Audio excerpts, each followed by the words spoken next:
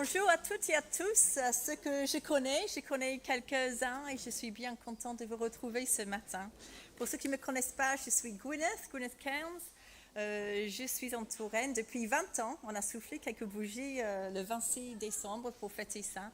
Et avec mon mari, nous sommes les pasteurs de l'église Renaissance qui se trouve dans le quartier de Boussignac. Donc, merci beaucoup au conseil, au pasteur Thiago, pour l'invitation ce matin. Et félicitations aussi à Thiago et Diane et la famille pour la naissance de la petite Sophia. Je ne gâche pas les surprises là, c'est bon? Non, ok. Et toutes mes vœux de joie pour vous tous pour cette année 2026. Alors, est-ce que ça fait... Oh, on est quoi? Quelle date aujourd'hui? On est le 11. Oh, est-ce que vous avez déjà souhaité à quelqu'un une bonne année? Plein de bonnes choses. Je ne sais pas, mais chaque année, ça m'interpelle. On n'est pas très bonne année de la même façon en Angleterre, mais puisque ça fait maintenant 20 ans que je suis là, je me dis, Seigneur, mais qu'est-ce que je veux vraiment pour cette année? Merci, José. Parfait, c'est bon. Et parfois, je ne sais pas pour vous, je n'ai pas été élevée pour demander des choses trop. J'étais élevée pour dire, je souhaiterais, j'aimerais bien, ou je voudrais, est-ce que ça serait possible? Et je trouve que parfois, on est le même avec Dieu. On est trop hésitant. Or, la Bible nous encourage, en fait, d'être honnête, d'être cœur à cœur avec Dieu. Et donc, je me suis posé la question, qu'est-ce que je veux cette année? Et donc, ce matin, mon message se portait sur ce que moi, je veux cette année. Et j'espère que ça aussi vous donnerait le cas de parler avec notre Père et de lui demander, mais qu'est-ce que moi, je veux vraiment pour cette année aussi? Il y a une différence entre les résolutions superficielles. Si moi je citerais 3 chez moi, ça serait perdre du poids. Bon, peut-être vous, ça serait courir un marathon. Moi, je serais juste courir au bout de la rue et je serais contente. Et surtout, garder le sol de ma cuisine plus propre. Mais aussi, il y a ce qui est le désir le plus profond de notre cœur. Et bien que les autres choses sont bien et on peut travailler vers, moi, j'aimerais bien, comme il nous a encouragés dans Psaume 37, verset 4, que je fasse de l'Éternel mes délices, en sachant que là, il va me donner tout ce que mon cœur désire.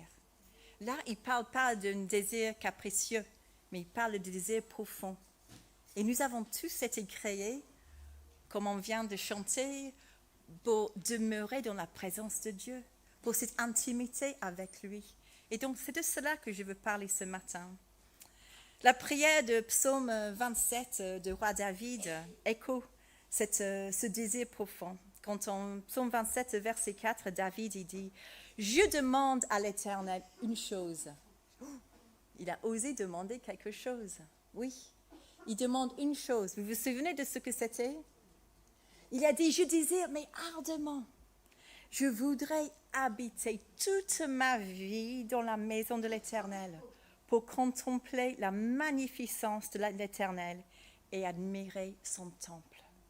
C'est vrai, on est bien quand on est dans sa présence, n'est-ce pas? Ce matin, on était là et j'aime trop quand les chants préparent les cœurs pour le message. En fait, j'ai presque pas besoin de prêcher ce matin parce que chaque parole de chaque chant qui a été choisi ce matin, ça allait dans le même sens.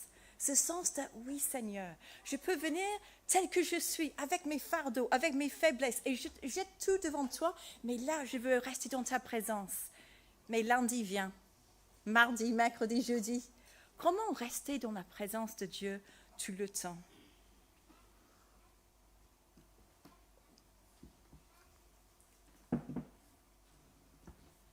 Alors, ce matin, on va nous approcher de Dieu comme nous sommes invités par Dieu lui-même.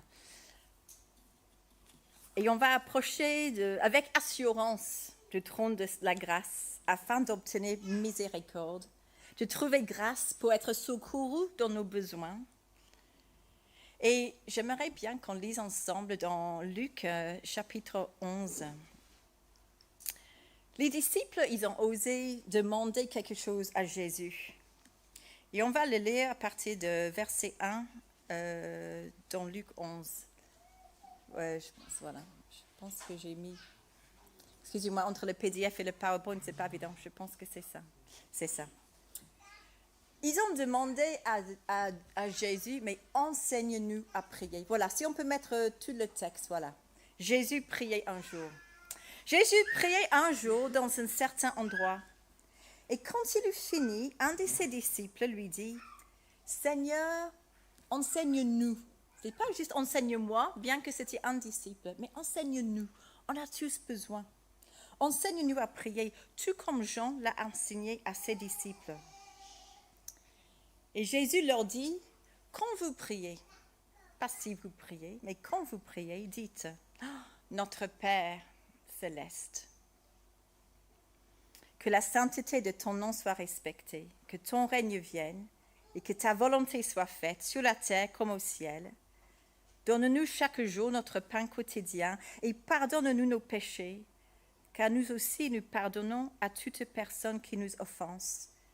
Et ne nous expose pas à la tentation, mais délivre-nous du mal.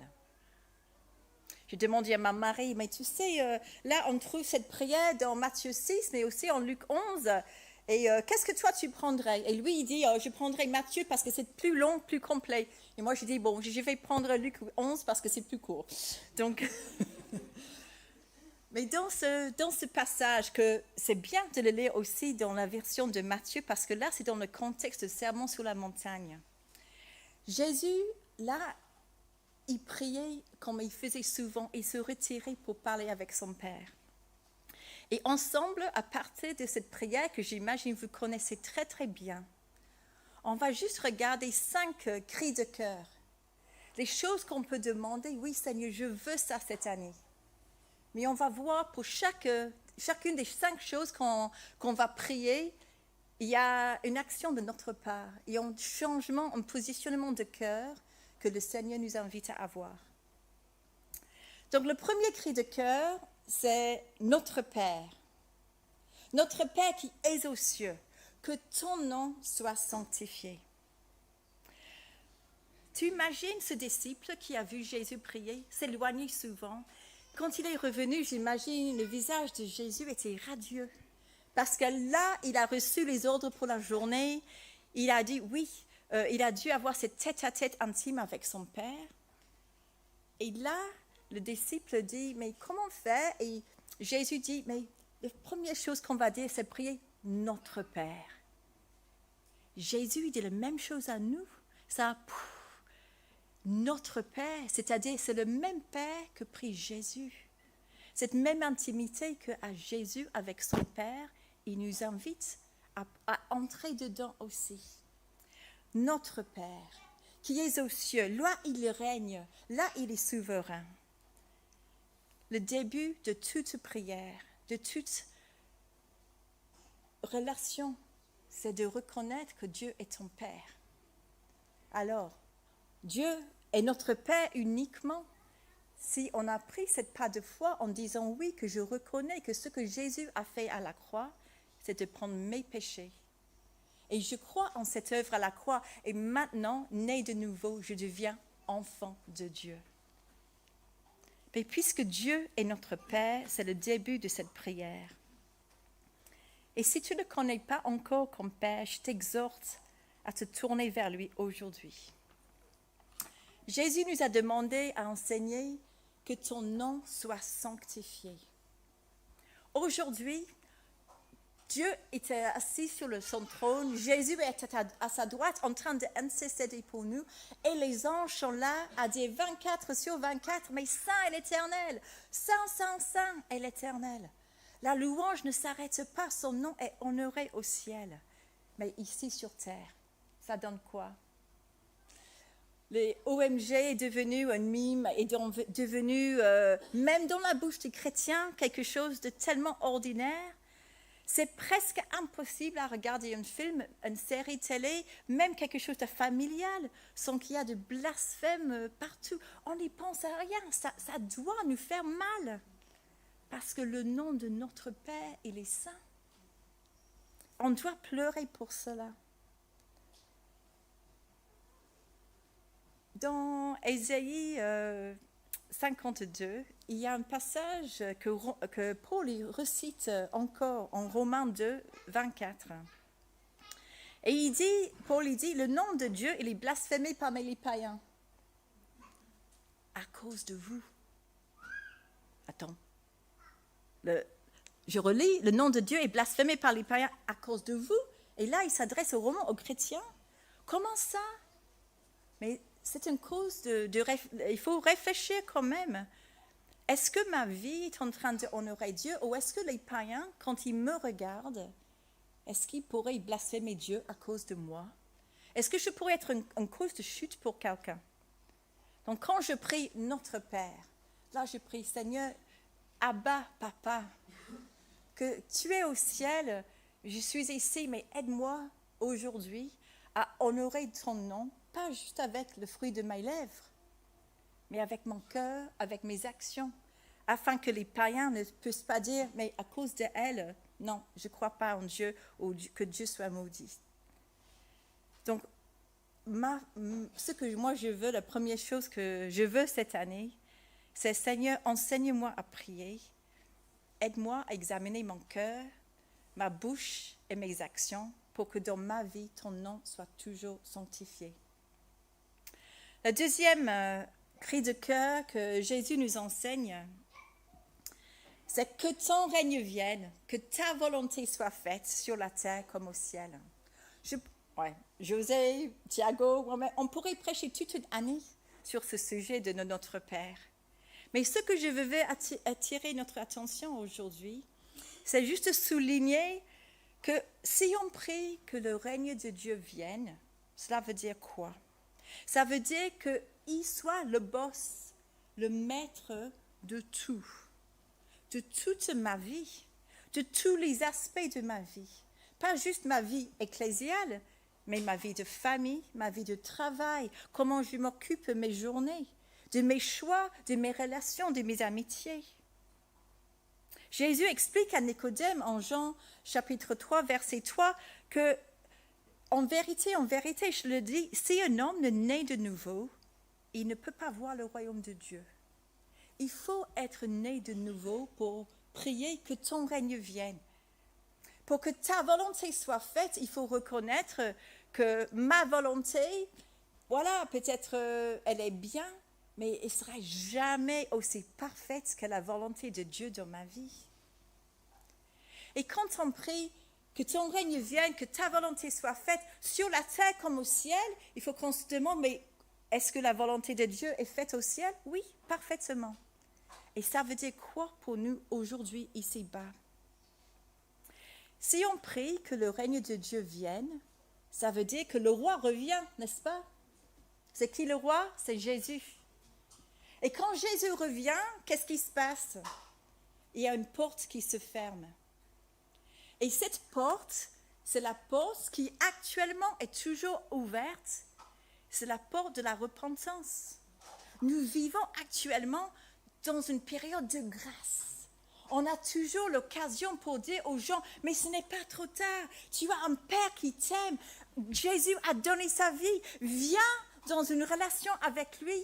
Mais attends pas parce que la porte, elle va fermer. Et une fois que cette porte est fermée, la porte sur l'éternité va ouvrir. Et ceux d'entre nous qui connaissent le Seigneur, on va passer l'éternité avec lui. Mais il y a aussi une éternité en l'enfer, séparée de Dieu, de son amour, pour ceux qui ne le connaissent pas encore. Et donc, quand je prie que ton règne vienne, que ta volonté soit faite, je ne prie pas seulement dans ma vie, dans mes affaires, mais c'est sur l'échelle globale, cosmique que nous sommes en train de prier. Nous avons un Dieu qui est patient. On le lit dans 2 Pierre 3, 9. Le Seigneur ne tarde pas dans l'accomplissement de la promesse, comme quelques-uns le croient, mais il use de patience envers vous. Nous voulons qu'aucun périsse, mais que tous arrivent à la repentance. Si nous voulons vraiment prier cette phrase, enseigne-moi à prier cette phrase, Seigneur. Cela veut dire qu'en moi va s'allumer une passion pour l'évangélisation, une passion de faire connaître Jésus. Sinon, c'est juste des paroles en l'air. Et ça me fait réfléchir. Le troisième cri de cœur, que nous entendons dans cette prière de Jésus, c'est « Donne-nous aujourd'hui notre pain quotidien ».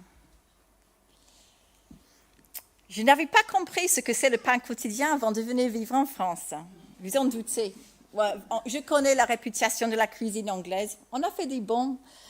Et apparemment, pendant le Covid, bien que j'étais ici en France, pendant le Covid, tout le monde s'est mis à faire son pain, le vin. Tout le monde avait son petit starter, les ferments et tout ça. Et c'est très à la mode en Angleterre. On aime bien la bonne nourriture quand même. Mais ce n'était qu'en arrivant en France que j'ai compris qu'il faut aller à la boulangerie tous les jours.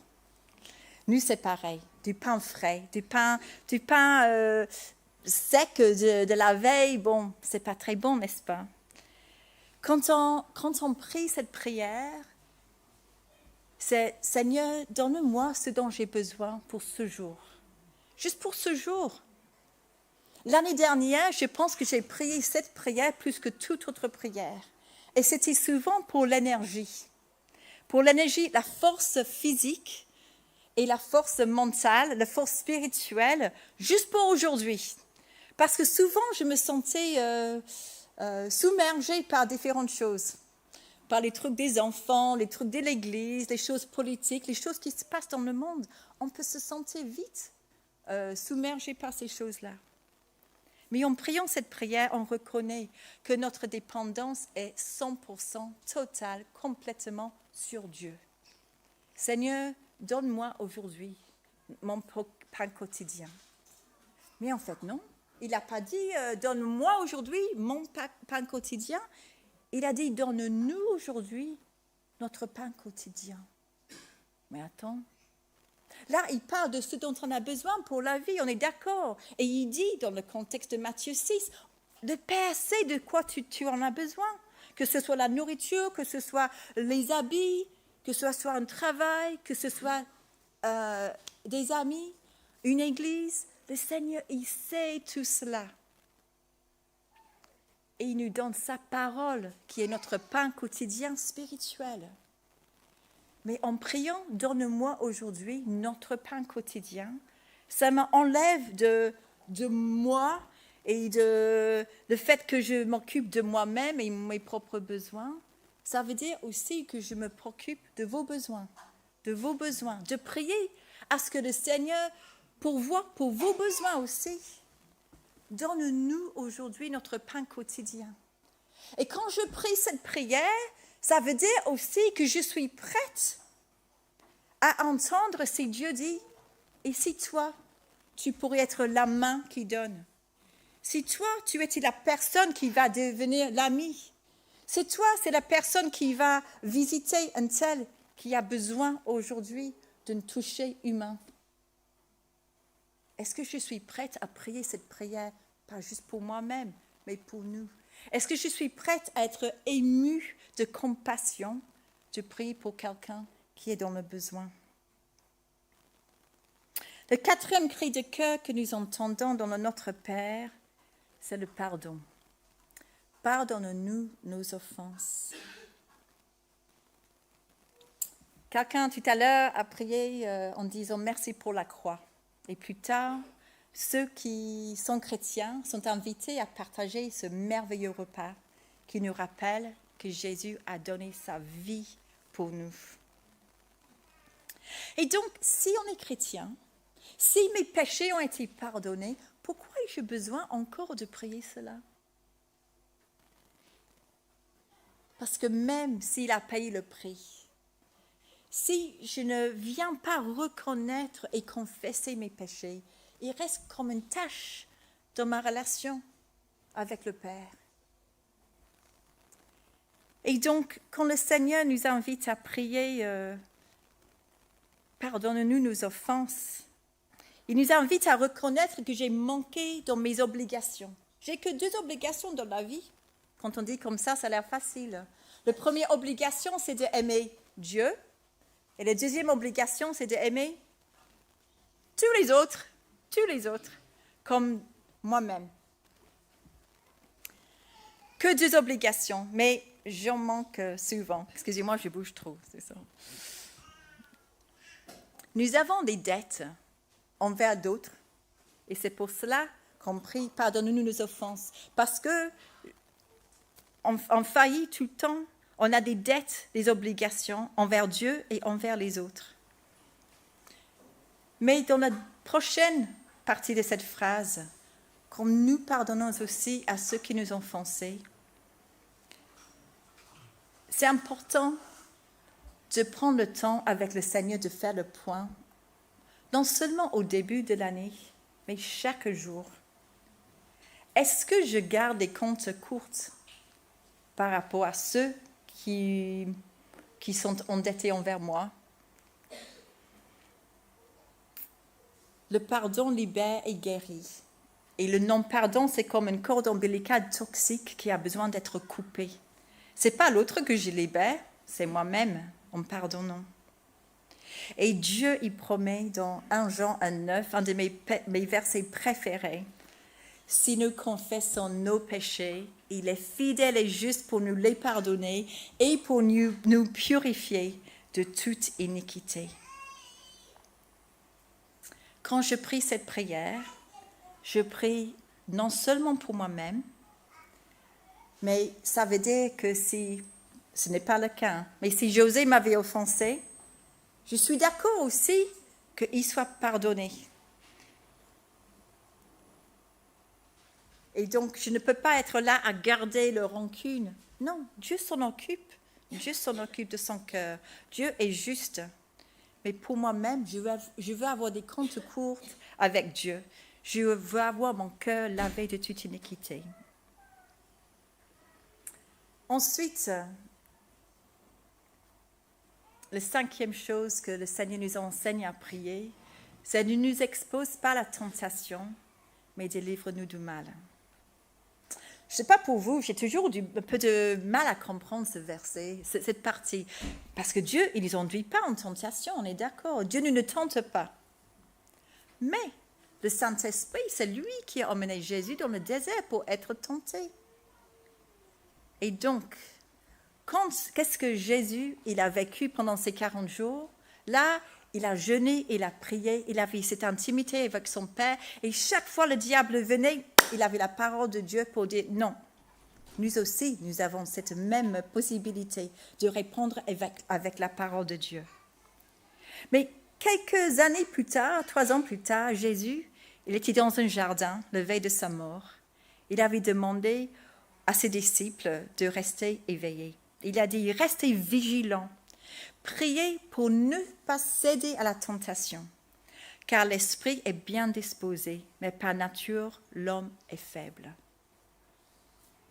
Je me vois là-dedans. Il faut qu'on reste vigilant.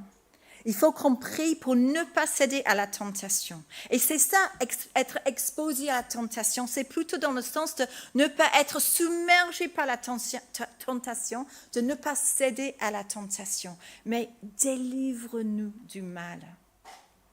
Et il y a une merveilleuse promesse en 1 Corinthiens 10, 13, qui nous promet qu'aucune tentation ne vous est survenue qui n'a été humaine. Et Dieu, qui est fidèle, ne permettra pas que vous soyez tentés au-delà de vos forces. Mais avec la tentation, il préparera aussi le moyen d'en sortir afin que vous puissiez la supporter. Amen. Est-ce que c'est encourageant? Tu es encouragé par ce verset? On sait qu'on va être tenté. On serait complètement orgueilleux si on dit « Mais non, là, je suis une chrétienne depuis 20 ans, 30 ans, 40 ans, je ne sais pas. Et mais là, je peux frôler le péché parce que je ne vais pas céder. » Mais quelle bêtise! Gardez notre cœur. Même les disciples, 3 ans, jour et nuit avec Jésus, ils ont cédé à la tentation de dormir. Et il faut qu'on reste vigilant sur nos cœurs, vigilant sur nos vies, vigilant sur là où marchons nos pas, là, vigilant à ce que nous regardons, vigilant par rapport à ce que nous entendons. Vraiment, il faut être vigilant. Et je pense que quand on s'approche du Père, il nous rappelle aussi, mais là, tu étais trop peu près du feu. Là, fuis. Justement, parce que Dieu, il est là, il est un abri pour nous. Quand on est tenté, on peut aller courir vers lui. On doit fuir le péché, mais on fuit pour courir où? Directement dans les bras de Dieu.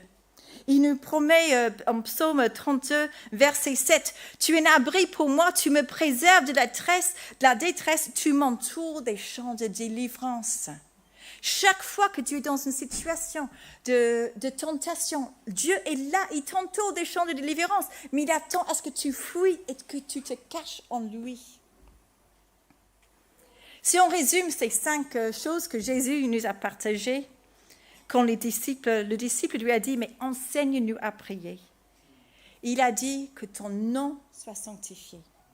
Aujourd'hui, ce que je veux pour moi-même, pour cette année, et je prie aussi que vous le vouliez aussi, c'est que le nom de Jésus, le nom de notre Père, que le Saint-Esprit soit honoré, exalté dans nos vies, par nos bouches, par nos attitudes, par nos actions. La deuxième chose, c'est que si on prie que le royaume de Dieu vienne et que sa volonté soit faite, que ce ne soit pas seulement pour nos petites vies, mais que ce soit aussi afin que ce feu de compassion pour ceux qui ne connaissent pas Jésus soit allumé dans mon cœur. Si je prie, Seigneur, merci pour ce pain que tu me donnes aujourd'hui.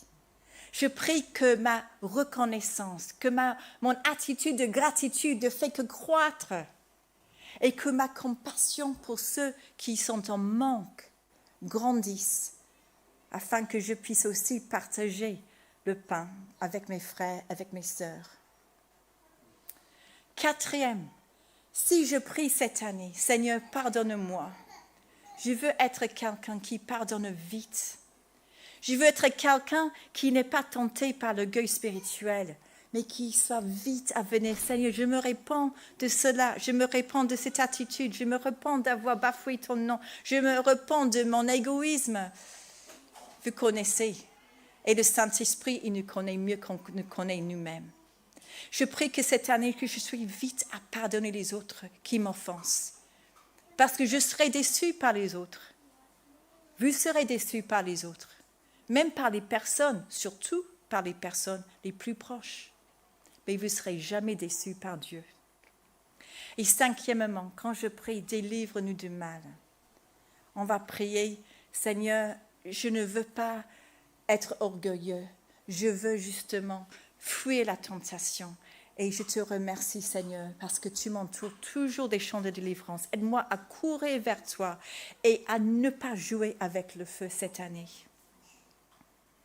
En conclusion, cette année, ce que moi je veux, c'est de demeurer comme David dans la présence de Dieu. Que ce soit dans les moments de louange et d'adoration, que ce soit lundi quand je parle pour ma part avec les élèves au collège où j'enseigne, ou que ce soit dans les rendez-vous avec les gens de l'église, que ce soit avec les caissières, que ce soit avec mes voisins. Je veux vraiment vivre dans ton présence à chaque instant. Et donc, je pense que ma prière cette année, c'est que, Seigneur, je veux être une apprentie à nouveau, à 56 ans, une apprentie de la prière. On sait que Jésus, il nous donne un joug pour marcher avec lui, et ce joug, il est léger. Et quand on marche au rythme de Jésus, c'est un rythme de la grâce. Même quand on traverse, comme on a chanté, des moments difficiles, le vallée de l'ombre de la mort, Jésus, il est avec nous. Et que cette prière de notre Père ne soit pas juste quelque chose qu'on apprend à réciter, mais une prière qui nous nourrit tout le long de cette année. Comme Spurgeon, pasteur baptiste, il a dit, prier, c'est respirer l'air du ciel. Je nous invite juste à clôturer en priant ensemble. On peut tous prier le Notre Père que nous connaissons bien. Notre Père, qui es aux cieux, que ton nom soit sanctifié, que ton règne vienne, que ta volonté soit faite sur la terre comme au ciel. Donne-nous aujourd'hui notre pain de ce jour. Pardonne-nous nos offenses, comme nous pardonnons aussi à ceux qui nous ont offensés. et ne nous laisse pas entrer en tentation, mais délivre-nous du mal. Car c'est à toi qu'appartiennent le règne, la puissance et la gloire pour les siècles des siècles. Amen. Amen. La doxologie, les quelques versets de la fin, ne figurent pas dans le récit de Luc, mais c'est un bon rappel que notre prière, tout ce qu'on a besoin de faire finalement, c'est d'être disponible. C'est un cœur à cœur avec lui. C'est lui qui nous donne le vouloir, c'est lui qui nous donne le pouvoir. Amen. À lui toute la gloire et une très bonne année de prière à vous.